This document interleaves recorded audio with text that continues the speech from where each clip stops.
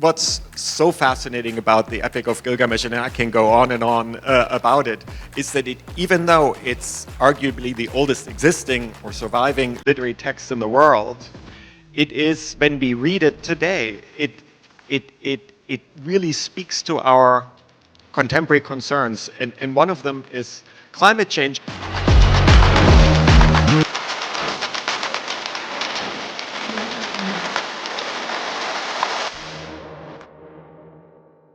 Hello and welcome to yet another episode of Jaipur Bytes, the official podcast of the Jaipur Literature Festival. I'm here in conversation with Martin Puckner today on a range of things that come under the umbrella of the arts of the written world and literature.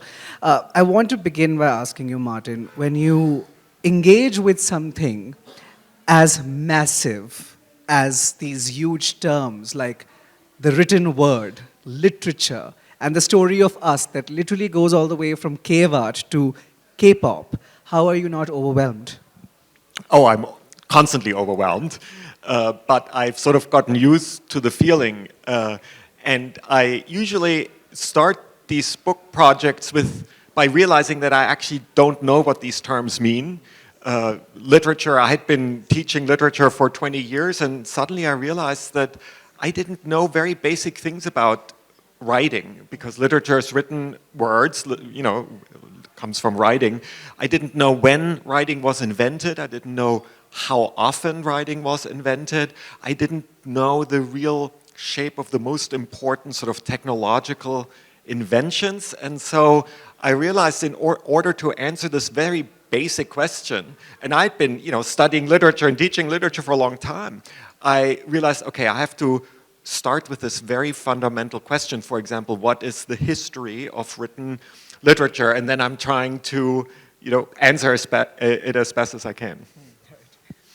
So when you began to look, I know that when you were teaching, this was something that did bother you, that even though this may seem so obvious to us, these are themes that we literally not only talk about, we breathe them every day, we write, all parts of our living is a part of culture.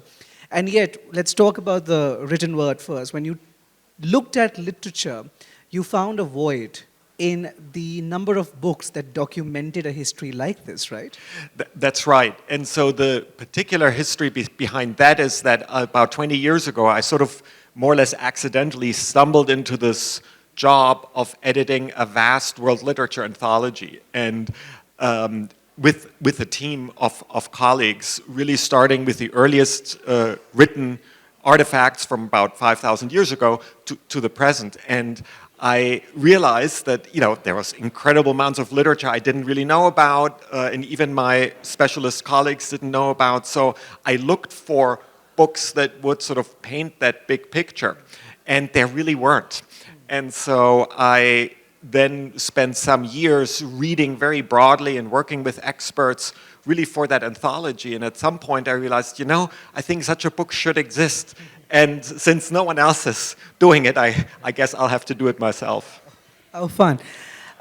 There was one thing that you said, and when a conversation on your book happens, this is something that surprises a lot of people, about the origin of the written word and the usage of the written word. It's not necessarily a byproduct of the creative, imaginative, artistic process, right?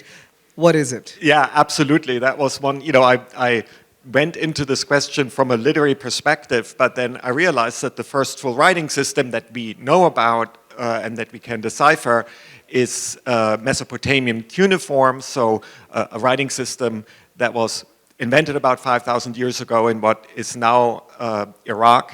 But for the first several hundred years, it was really used for bookkeeping, essentially. So the inventors of this incredibly transformative technology were not writers or creatives, as you say, they were accountants. And that really surprised me. It was only many hundred years later that one of these accountants clearly decided to do something very different with this writing technology, namely to write down a story.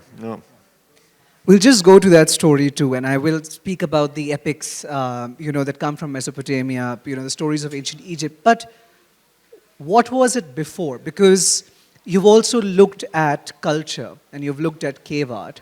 We know, for example, in India, where Bhimbetka, the Stone Age prehistoric site of Bhimbetka, we have these little figurines, like comic book strips, where they have a little chat bubble on top of them, right? They were obviously trying to communicate. Yeah. Was the imaginative process that precedes the written word artistic? Yeah, and you're so right. When I say 5,000 years ago, it was really a full writing system, but humans have left strange, for us strange because we don't know it, marks. Cave art, much of it is representational, drawings, outlines of cave bears or ibexes or other animals that these hunters and gatherers encountered. But they're also more abstract carvings and traces that seem symbolic in some way. And so one can absolutely say that these are precursors of writing or written expression of some intention, and we just have no idea what it is. In the Harappan script, it says it's the same. It's undeciphered. It's unclear whether it's a full script, but it clearly, as you say, it clearly says something, and so it's intriguing. And these undeciphered scripts themselves is a fascinating subject.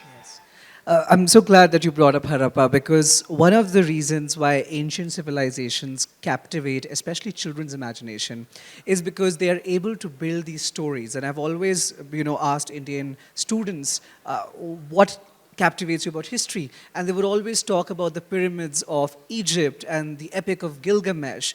But when it comes to Harappa, there is a fascination, but it's mysterious, it's enigmatic, right?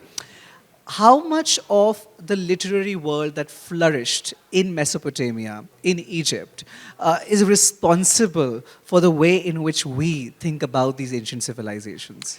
It's interesting because so the Epic of Gilgamesh was the first longer written story that we know about that came out of the writing revolution. And it was very influential for a period. Fragments of it have been found all over the Middle East. But then it disappeared from history for about 2,000 years. And so people didn't even know that it existed. So it actually didn't have the same continuous influence, let's say, the Sanskrit epics or the Homeric epics had in shaping our understanding of literature. It just was rediscovered by accident in Nineveh, ancient Nineveh, today's Mosul, in the middle of the 19th century, and then a couple of decades later deciphered, and then it just sort of burst into our consciousness again. Whereas the other epics, or the Hebrew Bible, or there are many other texts from the ancient world that had sort of a continuous influence. So when it reappeared, that most scholars used that term epic, which is a Greek word. It means to tell, epein, from the Greek verb to tell. So it clearly refers to a kind of oral epic literature that works well for Homer, it works well for the Mahabharata and the Ramayana. It doesn't actually work as well for the older Epic of Gilgamesh, because the Epic of Gilgamesh is a fully written text. It doesn't present itself as being sung by a bard. The world of the Homeric epics doesn't have writing. In the Epic of Gilgamesh, the King Gilgamesh is described as a writer king, a king who knows how to write. So this is a text that's very proud of writing as a technology. So it was sort of a stretch. But so it didn't really have that continuous influence on our understanding of literature, because it disappeared and then reappeared again all of a sudden. How fascinating. But at the time when the Epic of Gilgamesh is being written, ancient Mesopotamia, how is it responding to its time? And know that you've talked about climate. Yes. Oh, I see. Yes, now I get where you're, sorry. I didn't quite get your earlier question. Yeah, so that's, for me, what's so fascinating about the Epic of Gilgamesh, and I can go on and on about it, is that even though it's arguably the oldest existing or surviving literary text in the world, it is, when we read it today, it really speaks to our contemporary concerns, and one of them is climate change. And this was another example of where I had been teaching and thinking about and writing about the Epic of Gilgamesh for some time before I suddenly started to read it through the lens of climate change. And I was amazed how much there is. So basically, there are two aspects that are really significant. The first is that it's the earliest source of the later biblical story of Noah and the ark and the great flood and how to survive it. It's an interpolated tale, and when the epic was rediscovered in the 19th century in Victorian England, suddenly they realized, wait, the story that to English consciousness was in the Old Testament of Noah and the flood exists almost verbatim in this much older text. And it's clearly an idea of a kind of catastrophic change in the environment, and that idea of the flood, that story of the flood, I think still, and maybe now again more than ever, is part of the kind of our fears about the climate, let's say. So many Hollywood disaster movies use some version of the flood. So that's one thing. The other, and it's interesting to see that kind of fear is something that is so old, and that we have just been kind of retelling that kind of story, and there are flood stories from in many other traditions as well. So that's one. The other is, in some sense, even more interesting, is that this text, Epic of Gilgamesh, really emerges out of the urban revolution. So these were the first cities, really, larger cities in the world. Uruk contained about 50,000 people. And so it's really the beginning of a kind of civilizational fork in the road that we are, still on that journey of urbanization, essentially. And the epic thinks about that a lot. And so there's an essential episode when King Gilgamesh and his sidekick Enkidu go out to slay a monster. And you could say that, well, that's, of course, every epic needs a monster, needs an epic battle like that. Yes, true. But it's actually interesting because this monster, the so-called monster, actually turns out to be the guardian of a forest. And once the monster is slain, the epic is very explicit about why. Because the two immediately start to cut down all the trees because they need these trees for city building. And because this is sort of several hundred years or maybe even 1,000 years into the urban revolution, the areas around these earliest cities have already been deforested. So they have to go further and further afield to get timber. So you can see that there's a kind of resource extraction, to use a contemporary term, that in some sense this epic records a history of deforestation, and therefore really emphasizes, in that sense, for us looking back, a certain style of living that we now need to grapple with. Wow, this is making me think of two things. One is because you talked about bards in the previous answer, where you said that this was supposed to be sung, and it was it was obviously written by a scribe or a set of scribes. When you talk about topics like even deforestation or climate change, the people who are worst affected are the people who are on the margins of the society, right? And these texts are coming from a high society, but they're written by those who don't occupy the same position. In your process, and I'll ask you the two questions separately, I'll ask you this first. In your process of coming across these ancient texts, how many times have you come across the people who were writing them, the people who were most affected by them? Yeah, that's a very interesting question. So the scribes, these ancient scribes, were a very small number, and was a very privileged possession, and very highly prized skills. And these early scripts are very difficult. So that's why the epic emphasizes that the king went through all the trouble to even learn himself this script, which very few people actually had mastered. So it was a very privileged position, and you're right that these early texts were often written from within the court society. I mentioned earlier that writing, in fact, was by these kind of imperial accountants, if you will, of these first city empires.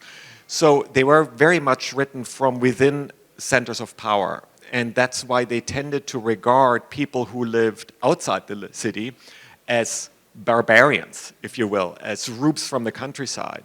So this sidekick of King Gilgamesh, I mentioned earlier, originally lives in the wilderness and he is basically described like an animal and has to be literally seduced into the city, no longer eating raw food, but eating bread, participating, drinking beer, participating in the agricultural revolution. So yeah, I think that there's definitely a perspective of privilege of urban life that's often promoted in these texts.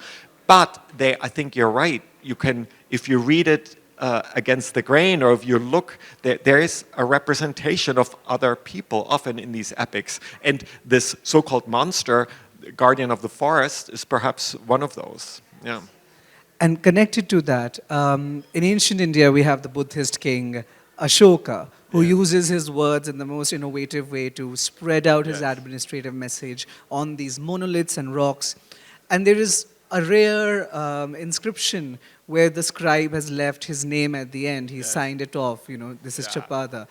In the ancient world, when it comes to, again, texts on sources like these, or even epics, do we come across a lot of authors and authoresses of these texts? Relatively rarely. So many of these texts are really written collectively by generation of scribes. And I often think about that because now with social media and even perhaps even more with AI, we may be entering an era where, again, individual authors are not the main origins of stories anymore, because AI sort of channels collective storytelling, if you will. Whether these stories are going to be any good is another question. So it's rare, but as you say, occasionally there is an individual scribe or an individual painter or sculptor. So there are these relatively rare moments when we actually have a name for an artist. And because for us, in the modern era, art is so closely connected to this idea of individual creative expression that it's like a moment of recognition in a sense. Oh, there was an artist, like today. But I think it's important to remember that most art and literature was really not produced by individuals or music, but by a much more sort of collective sense. And I sometimes wonder whether we are sort of tiptoeing our way back to that mode of production, if you will. I'm glad you brought up AI and the age of anxiety that we live in, especially as people in the arts, creatives and writers. In the ancient world or the early medieval world, what were the anxieties of the writer in terms of, I would perhaps think, of course, court competition. I would think about your text being burnt. That was a part that you've spoken about. But were there moments, how we are able to identify now that AI is coming, we need to be scared of the written word? In the ancient world, did you come across such instances?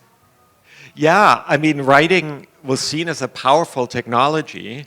And so that means, of course, there was a lot of control exerted over it. As you said, book burnings of various kinds, and almost all civilizations went through these periods of book burning. And so it was very contentious. But I think that registers how important it was seen, and that there was always a struggle for control and authority.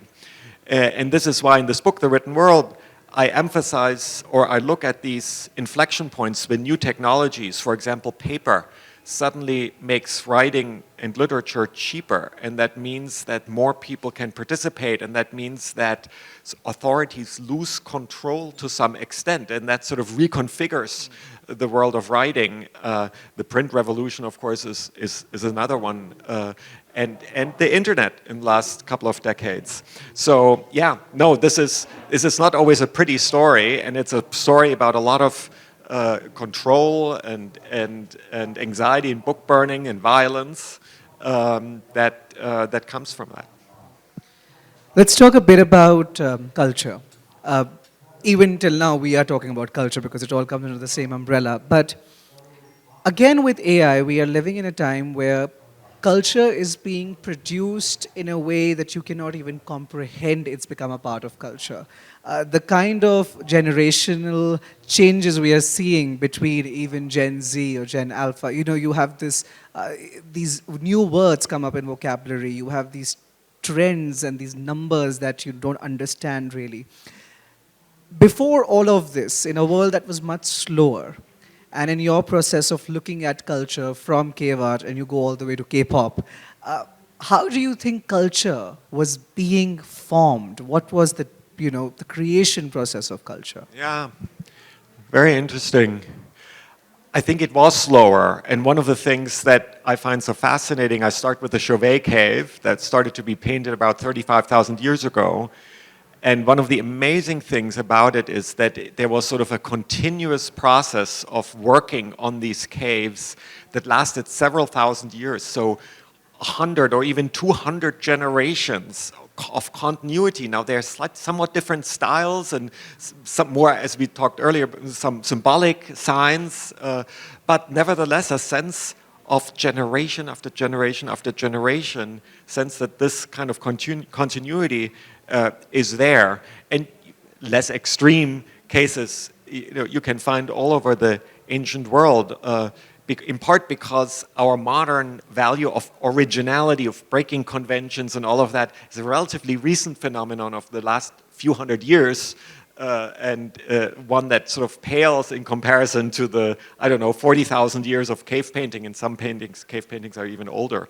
So yes, there are periods of continuity. There are maybe the innovations, because they are not prized necessarily, not seen as a value, happen more slowly, but nevertheless, looking back in this kind of synopsis or from a bird's eye perspective, you also see moments of radical change and discontinuity. I have a chapter, first chapter is about Nefertiti, which is a moment in the New Kingdom in ancient Egypt when a king and a queen, Nefertiti, suddenly decide to leave the capital, create a new capital, and create a new god or privilege a new god, the Aten god, the sun god, and then basically evolve a new style of representation. It's very different from what came before.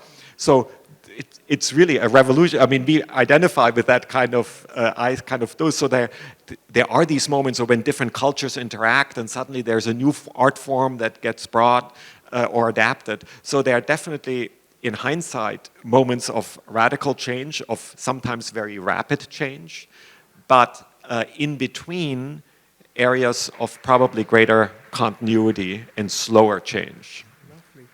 And culture, as you show, is also created through surprises, through movements.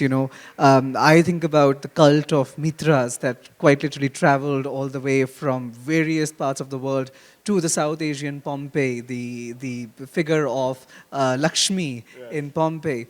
And I think that part of looking at the intersectionality and the world being connected was something so refreshing about your work. I think we are ending this podcast because we just have a minute left, but last few words, I want to know, why do you do what you do? I think it's mostly driven by curiosity. I always realize how little I know and that there's so much I don't know, and then I want to discover it, and then a book is a good excuse to go on a journey of research and discovery. It's a great opportunity for us to talk about those very books. Thank you, Martin. It's been a pleasure. Thank you so much, Eric. And thank you to all of you for tuning in to yet another episode of Jaipur Bytes. Thank you.